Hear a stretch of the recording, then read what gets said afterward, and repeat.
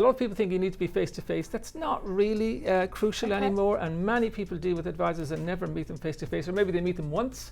But this whole thing that you go into someone's office and sit across the table, that's not necessarily crucial anymore.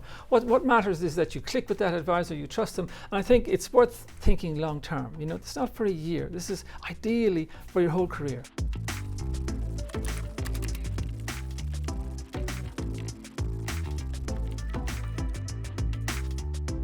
Welcome to The Australian's Masterclass. I'm Julie-Anne Sprague, Wealth Editor at The Australian, and we want to have a chat to you about how to find a financial advisor. You probably want to get further ahead, you're on your wealth journey, you'd like a professional to help you out. So how do you find one? James Kirby from our wealth team joins us. James. Hi, Julie-Anne. Wouldn't it be nice just to have a financial advisor on speed dial? Yeah, wouldn't it be nice if they answered your call every time you had an issue? And you know, if you pay enough, they'll do that for you. But the issue is there's only 15,000 of them. There's 25 million people. There is genuinely a shortage of them, first of all. And the second thing is that they do charge a lot. Like they charge up to 10,000 for first time walk in, I know nothing, and let's have a lifetime plan for us as a family.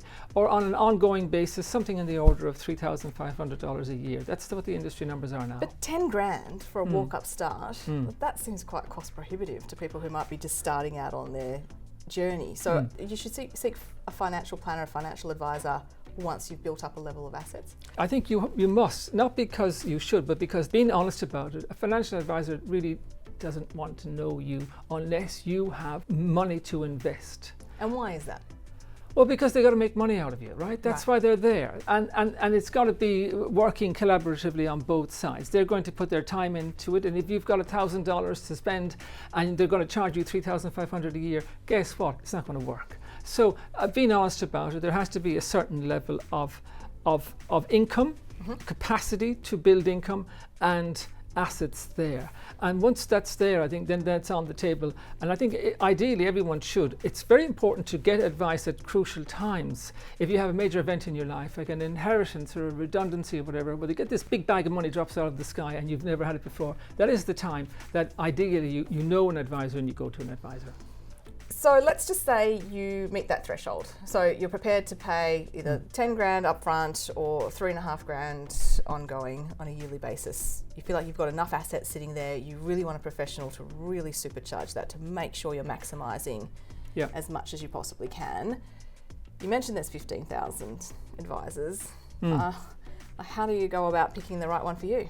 Okay, well, assuming that you are there, as I say, you have enough money and it makes sense to go to an advisor, then there's 15,000 on the register. You can check at Money Smart and just look at the register and see if that person that you're interested in is on the register. That's fairly basic, it's sort of elementary in terms of introducing yourself to that market. More upmarket, our own at the Australian and the Barron's top 150 advisors list comes out every year, and the people on that list, and in fact the people in the groups that are mentioned on that list, tend to be the top ranks in the industry. Are there things you need to be wary of when you're going and looking for one? I mean, we've had royal commissions into this sector. Yes. I mean, that we've seen dwindling numbers as a result, but you would have to argue you have to make sure there was a clean out that was needed in this industry. It's not cleaned out yet, I'm afraid. If you know the whole Melissa Caddick affair, which is probably what everyone thinks of, the whole thing is that she wasn't an advisor.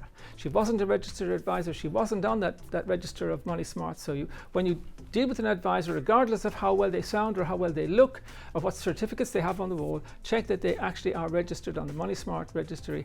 That's so important because unfortunately anyone can call themselves an advisor to this day. Can you shop around for an advisor? Say you have a meeting with an advisor and you just don't feel like it's sort of gelling. Yeah, it's a kind of matchmaking, really. I think you have to trust them. And you probably have to like them. You certainly have to trust them. They don't have to like you, but you have to like them. A lot of people think you need to be face-to-face. That's not really crucial anymore, and many people deal with advisors and never meet them face-to-face, or maybe they meet them once.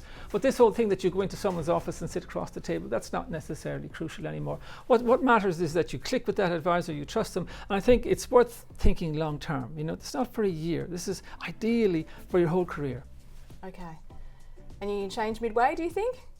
You can change midway if you are unhappy with how it's going. If you've got more ideas than they have, it's time to get a new one. What happens when your advisor leaves you? You know, advisors move firms and then or they have retire. or they have asset thresholds, and all of a sudden you're not wealthy enough. Yes. I think you have to be quite pragmatic and allow for the fact that you may need to change an advisor because you're growing, right? The day you went in, the first time you talked to them, you were only starting. Now you have, 10 years later, 20 years later, you've got complex affairs. Be prepared to change. And similarly, they may change. Or typically they retire. They make enough money, they retire young. Yeah, that helped you so well. That's right. They can get on with it. All right, thank you. Thank you.